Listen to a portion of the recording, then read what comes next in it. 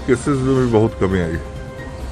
आज की स्थिति यह है कि अब राज्य में कोरोना के एक्टिव केसों की संख्या 50,000 से भी नीचे आ गई है और इसके अतिरिक्त जो पॉजिटिविटी रेट है आज वो घट के 3.1% के आसपास पहुंच गई और जांच लगातार बढ़ रहे हैं। आज भी राज्य के अंदर करीब 1,40,000 जांच हुआ है।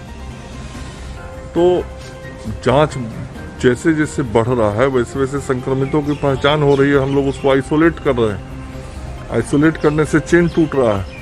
चेन टूटने के कारण जो मरीजों की संख्या है उसमें कमी आ रही है और आप लोग प्रत्यक्ष तौर पे देख सकते हैं कि अस्पतालों में पहले बहुत मरीज आ रहे थे, तो जब सारी चीज़ों में कमी आई है तो अब अस्पताल में मरीज भी नहीं आ रहे। और जो मीडिया के मित्रों के माध्यम से जानकारी मिल रही है कि पटना में अब आज के तारीख में लगभग 45% अस्पताल के बेड खाली हैं। तो यह स्थिति तब बनी जब व्यवस्थाओं को बेहतर किया गया और लगातार और बेहतर व्यवस्था हो।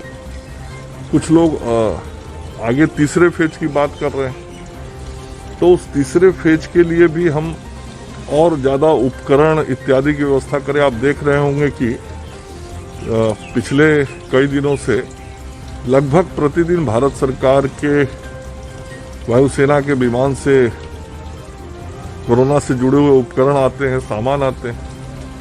बिहार की सरकार अपने तरीके से प्रोक्योरमेंट करती है, तो किसी चीज़ की कमी नहीं है और न होने दी जाएगी। सर, आज वैक्सीन की शॉर्टेज भी है कई केंद्रों पर। नहीं, जब वैक्सीन का आमद कम होता है तो स्वाभाविक रूप से उसका असर टीकाकरण पर पड़ता है। लेकिन आज फिर वैक्सीन आ गई है और टीकाकरण का कार्य 45 से ऊपर वालों को जैसा चल रहा था वैसा चल रहा है। 18 प्लस वालों को भी पर्याप्त वैक्सीन मिलेगा। सर, एक आखिरी सवाल यह है कि सिविल सर्जन द्वारा पटना जंक्शन पे कुछ लोगों को नियुक्त किया गया है और कई दिनों से वो लोग नियुक्ति पे है। वेतन मांगने पे उनको बताया जा रहा है कि काम करना है तो करो, नहीं तो दूसरे को हम ला देंगे। ऐसा कल वहाँ के कर्मचारियों द्वारा यदि किसी के बारे में ऐसी कोई सूचना है तो आप मुझे बताएं।